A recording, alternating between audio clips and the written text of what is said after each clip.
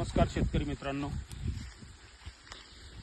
आज आपला शेतकरी पिकाला एखाद्या लहान बाळाप्रमाणे, हे बाळसं धरणारं लहान बाळ आहे अशा पद्धतीने त्याची जपवणूक करतो, त्याला वाढवतो आणि ज्यावेळेस याचं उत्पन्न चालू होऊन माल विक्रीसाठी मार्केटमध्ये जातो त्यावेळेस जर मालाला योग्य भाव मिळाला नाही तर त्या शेतकऱ्याची मानसिक स्थिती कशी होत असेल आपण शेतकऱ्यांना अंदाज येईल, परंतु जे राजकारणी वरती बसलेले आपले पोशिंदे म्हणावं लागेल त्यांना हा अंदाज येणार नाही।